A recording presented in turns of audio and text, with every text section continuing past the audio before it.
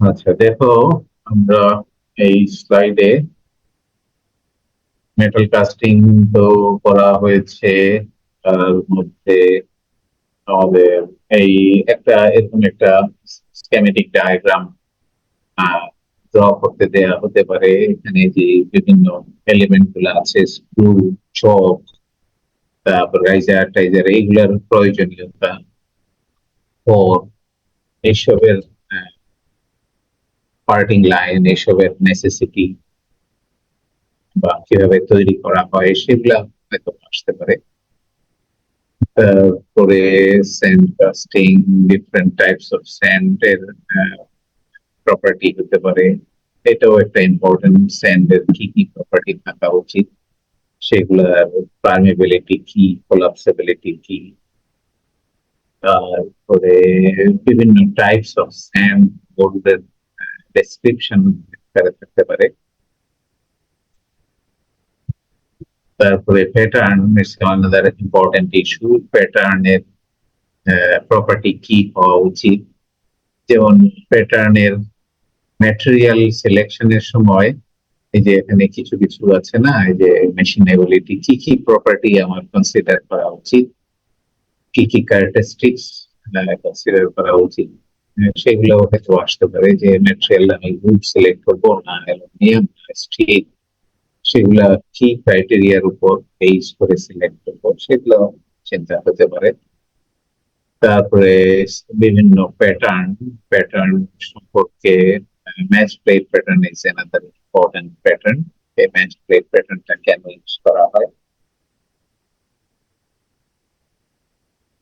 Core, কোরের কি property থাকা উচিত, কোর প্রিন্ট আর চ্যাপলেট বলতে কি বোঝায়। স্যান্ড মোল্ডিং, বিভিন্ন মেশিনের বিভিন্ন টাইপের দিয়ে বর্ণনা, ফ্লাস্কলেস মোল্ডিং এর ডেসক্রিপশন। তারপরে বিভিন্ন কাস্টিং প্রসেস আছে, shell mould casting, shell mould casting আছে, তারপরে ইনভেস্টমেন্ট কাস্টিং আছে, এগুলো ইম্পর্টেন্ট ডেসক্রিপশন। তারপরে expandable pattern casting, custom mould casting, permanent casting, centrifugal casting and squeeze. এই হলো কাস্টিং এর জেনারেলাইজ পার্ট। এই কাস্টিং নিয়ে আর কোনো প্রশ্ন আছে? কাস্টিং এর আরো একটা চ্যাপ্টার আমরা পড়েছিলাম, কাস্টিং ডিফেক্ট, সেগুলো আমরা একটু দেখি। এই যে কাস্টিং ডিফেক্ট, হট টিয়ার কি, শ্রিঙ্কেজ ক্যাভিটি, বিভিন্ন কাস্টিং ডিফেক্ট কি, মিশ্রণ কি, কোল্ড শার্ট, কোল্ড শার্ট কি, কেন হয় মিশ্রণ, কেন হয়, কি কারণে মিশ্রণ।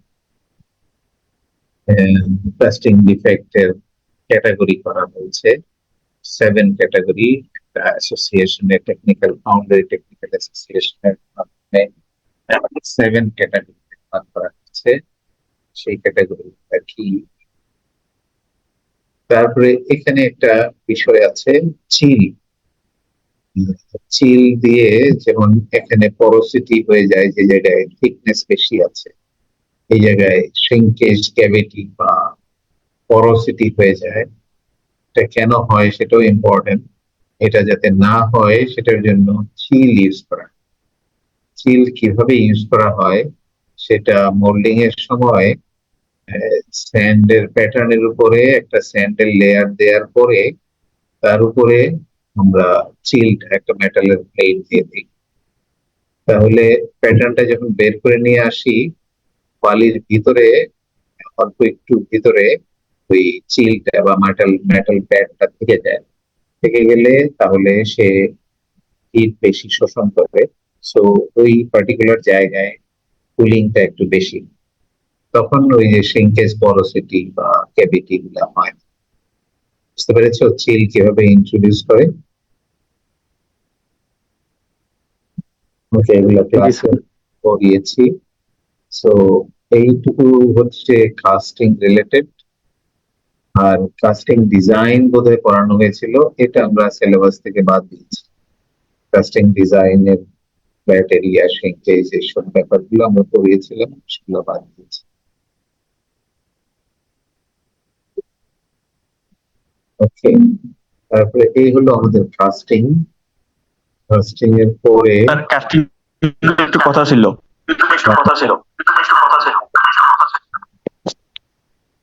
বলো। স্যার যে কাস্টিং এর শেল মোল কাস্টিং, ভার্টিক্যাল ফ্লাক্সলেস কাস্টিং, এগুলো স্যার অনেকগুলা, এগুলো মনে রাখা কঠিন হয়ে যাচ্ছে। কঠিন হয়ে যদি যায়, একটা কমাই দিতেন। মনে রাখা একেবারেই কঠিন না, ভেরি সিম্পল। তোমার দেখাই দিচ্ছি। এখানে কি কোনো জটিল কিছু আছে? জাস্ট প্রসেস বলা, তুমি রিডিং করলেই বুঝতে। ম্যানুফ্যাকচারিং এ তো কঠিন কিছু নাই, তোমরা শুধু পড়ছো না সেই জন্য বলতেছি। এখানে কি কঠিন কিছু আছে আমি তোমাকে দেখাই। স্যার এখানে কি প্রত্যেকটা টাইপস অফ কাস্টিং এর ফিগার লাগবে, মানে শেল মোড, ভার্টিক্যাল, এগুলার? হ্যাঁ ঠিক আছে, তোমরা যে ভার্টিক্যাল ফ্লাক্সলেস তুমি এখানে এই ছবি দেখিয়ে তো বর্ণনা করে দিতে পারো।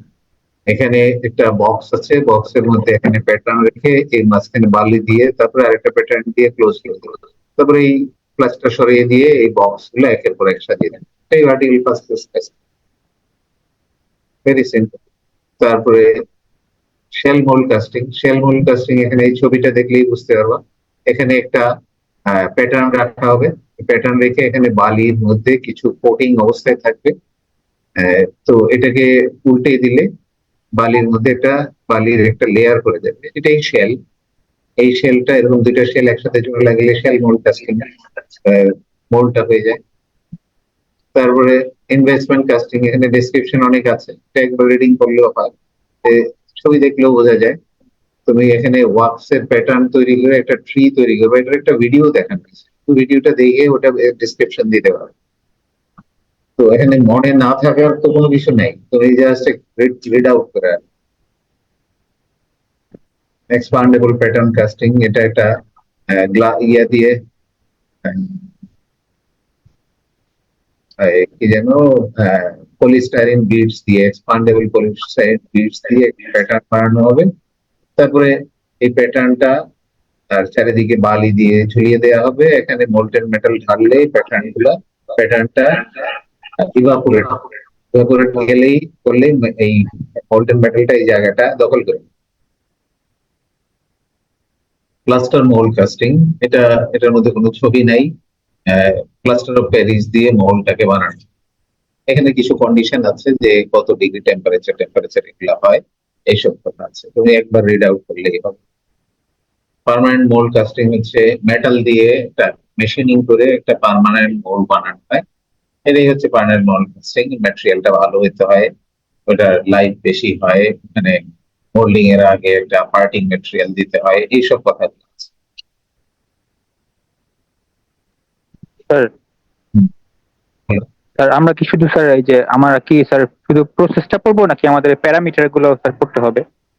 হ্যাঁ, প্যারামিটার গুলো একটু পড়তে হবে, বেশি তো খুব বেশি কিছু নাই, প্রত্যেকটার মধ্যে ধরো 3-4টা প্যারামিটার আছে। প্রসেসটা বললেও হবে, প্যারামিটার খুব বেশি ইনভলভ না হয়ে ছবিটা এঁকে দিতে পারলে। এখন আমার তো বাদ দিতে বললে আমি বাদ দিতে পারবো না, কারণ আমি কি কোনটা কোনটা প্রশ্ন দিচ্ছে মনে নেই।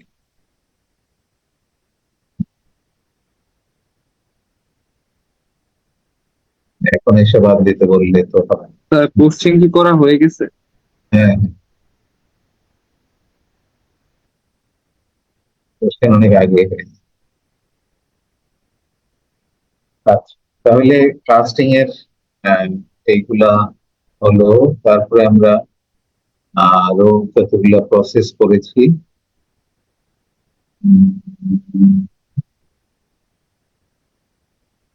মেশিনিং প্রসেস করেছি, তাই না?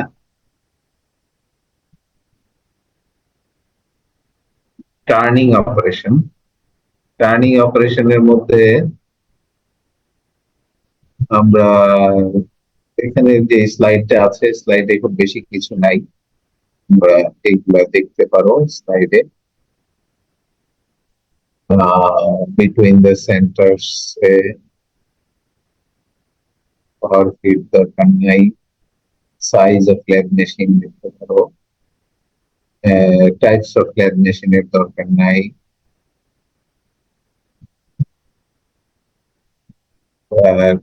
অ্যাক্সেসরিজ গুলা কি কি আছে, চার্ট আছে, এগুলো তুই একটা দেখতে পারো। রেস্ট আছে, টেপার টার্নিং দরকার নাই। এইগুলা খুব ইম্পর্টেন্ট যে প্রসেস গুলা আছে, এখানে external thread, internal thread, taper body, internal thread, part of, এই আছে। আরো এখানে স্যার ইয়েস, স্যার এই প্রসেস গুলোকে স্যার আমার মানে ব্যাখ্যা করতে হবে নাকি শুধুমাত্র চিত্র এঁকে দিলেই হয়ে যাবে স্যার? চিত্রটাই তো ব্যাখ্যা, তাই না? একটু তো লিখতে হবে যে এই যে এই এক্সটার্নাল থ্রেড কাটতে হইলে এটা ছবি এঁকে দিতে, ছবি আঁকলে এটা কি বুঝতে পারছো না এটা কি হচ্ছে? এখানে টুল দিয়ে আমরা ফিট দিব, এখানে ফিটটা একটু বেশি হবে সেজন্য এক্সটার্নাল থ্রেড। আবার স্ট্রেট টার্নিং এর ক্ষেত্রে, এই যে স্ট্রেট টার্নিং এর ক্ষেত্রে একই রকম ফিট দিব, কিন্তু ওটাতে ফিটটা কম হবে আর ফিট বেশি হবে, এটুকু তো লিখতে হবে। এই নার্লিং নার্লিং টুল আছে, টুল দিয়ে এদিকে এটাও ঘুরবে এটাও ঘুরবে, সো দ্যাট এবং এদিকে ফিট দিলে এই জায়গায় ইয়ে তৈরি হবে, একটু তো লিখতে হবে। এই তো, এই হলো ল্যাব অপারেশন। তারপরে আছে শেপিং প্ল্যানিং। শেপার আর প্ল্যানারের মধ্যে পার্থক্য কি, difference between shaping and planing, এটা হতে পারে শেপারের সাইজ বলতে কি বোঝায়, শেপিং অপারেশন কিছু আছে।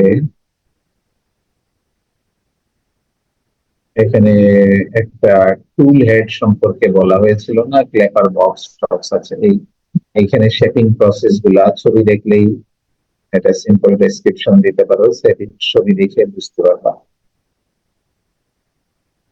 এটা দরকার নাই। এই যে এখানে ক্ল্যাপার বক্স কেন রাখা হয় সেটা আমরা ক্লাসে বলেছিলাম। ক্ল্যাপার বক্স হচ্ছে টুলটা রিটার্ন স্ট্রোকের সময় লুজ করে দেয়, সেজন্য ক্ল্যাপার বক্স লাগে। লুজ করে কেন দরকার হয় এটাও আমরা বলেছিলাম যে টুলটা যখন ফোর্স দেয় তো এটা আবার স্ট্রেইন ব্যাক করে আসে, ব্যাক করে আসলে রিটার্ন স্ট্রোকের সময় ওই টুল টিপটা ড্যামেজ হয়ে যেতে পারে, সেই জন্য ক্ল্যাপার বক্স রাখা হয়েছে যে যাতে করে ফরওয়ার্ড স্ট্রোকের সময় সে কাটতে পারে এবং রিটার্ন স্ট্রোকের সময় সে লুজ হয়ে চলে আসতে পারে, সো দ্যাট রিটার্ন স্ট্রোকের সময় যেহেতু কাটে না সেহেতু ওই টুল টিপটা সেফ।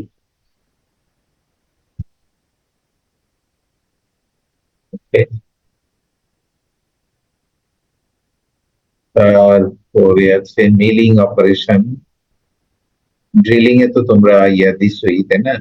মিলিং অপারেশনের মধ্যে আপ মিলিং, ডাউন মিলিং কি সেটা আছে, বিভিন্ন মিলিং অপারেশন আছে। তারপরে গিয়ার কাটিং আমরা একটু দেখি বলেছিলাম যে কিভাবে গিয়ার কাটতে হয়, তো এই বিভিন্ন মিলিং প্রসেস গুলো আছে। আলবর আলবর কি, যে আপ মিলিং ডাউন মিলিং, এটা important. Up milling down milling কি, আপ মিলিং ডাউন মিলিং এর এই যে ফিচার গুলো আছে সেই,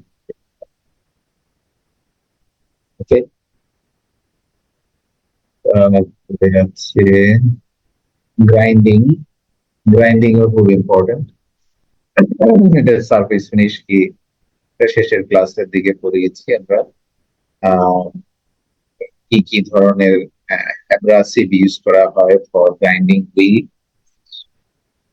গ্রাইন্ডিং হুইলের অ্যাব্রাসিভ এর কি কি ইম্পর্টেন্ট প্রপার্টি আছে, হার্ডনেস, টাফনেস, রেজিস্ট্যান্স টু এক্সট্রিশন, এগুলোর ভিতরের গুলো তো ডিসক্রিপশন লাগবে না, বা কোন প্রপার্টি গুলো আছে সেই নামগুলো বলতে। এই ম্যানুফ্যাকচারিং অফ সিলিকন কার্বাইড এটা আমরা পড়াই নেই, থাকবে না।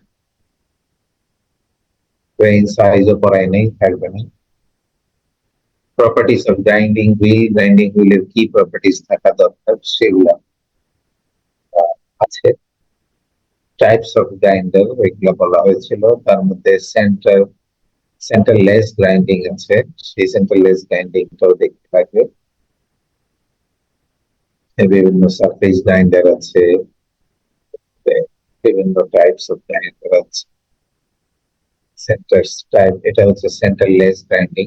সেন্টারলেস গ্রাইন্ডিং এ তো বুঝতেই পারছো এটা গ্রাইন্ডিং হুইল, রেগুলেটিং হুইল রাবারের, এই দুটার মাঝখানে একটা ওয়ার্ক পিস থাকে, ইরেগুলার শেপের ওয়ার্ক পিস থাকলে এই দুটার মাঝখানে স্কুইজ হয়ে তার চারিদিকের সারফেসটা ফিনিশ।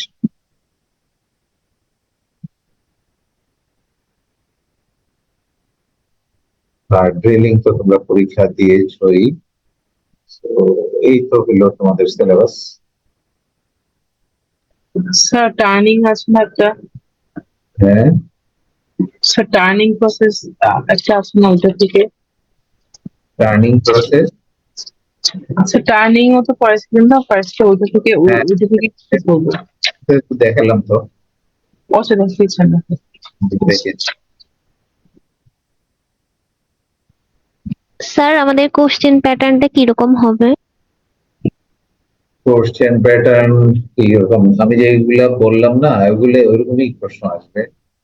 যেমন আপ মিলিং এবং ডাউন মিলিং এর মধ্যে পার্থক্য কি, আমরা অনেকটা স্ট্রেট ফরওয়ার্ড প্রশ্ন করেছি।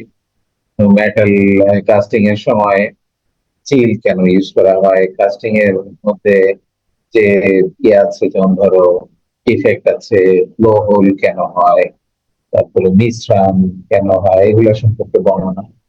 অনেকটা স্ট্রেট ফরওয়ার্ড কোশ্চেন, পরে আসলেই অ্যান্সার করতে হবে। স্যার সব সিঙ্গেল সিঙ্গেল কোশ্চেন হবে নাকি একটা কোশ্চেনের ভিতরে এ বি সি করে এভাবে থাকবে? একটা কোশ্চেনের ভিতরে এ বি সি না থাকলেও এ বি থাকবে। স্যার আমাদের কোনো ম্যাথ আসবে না তো? না, ম্যাথ নেই। জি স্যার। ওই ইন্ডেক্সিং এর মধ্যে ম্যাথ আছে, আমরা ইন্ডেক্সিং ম্যাথ দেইনি।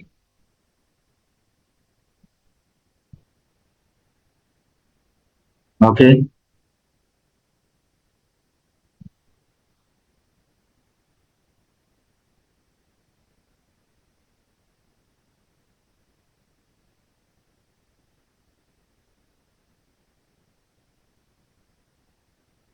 ঠিক আছে তাহলে ভালো করে প্রিপারেশন নাও। পরীক্ষা কবে তোমাদের এটা?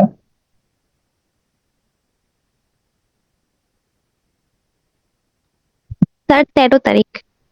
13ই নভেম্বর না? ঠিক আছে, আমরা এখানে আজকে শেষ করি। একটু সবগুলা যেই চ্যাপ্টার গুলা যেগুলা পড়ানো হয়েছে অনেকগুলা স্লাইডে দেখবো যে আরো একটু বেশি আছে, যেগুলা ক্লাসে পড়ানো হয়েছে ঠিক সেইগুলোই দেখবা। এবং সবগুলো পড়ে আসলে I think you can do good. যদি পড়ে না আসো তাহলে তো কিছু করার নেই, এবং এখানে স্লাইড গুলা পড়লেই অনেকটা হয়ে যাবে। প্রশ্ন অনেকটা স্লাইড ওরিয়েন্টেড করা হয়েছে। আগে তো আমরা যেহেতু তোমাদের একটু ইয়ে গেছে, স্ট্রেস গেছে, সো আমরা কোশ্চেন অনেকটা ডাইরেক্ট কোশ্চেন করার চেষ্টা করেছি। ওকে,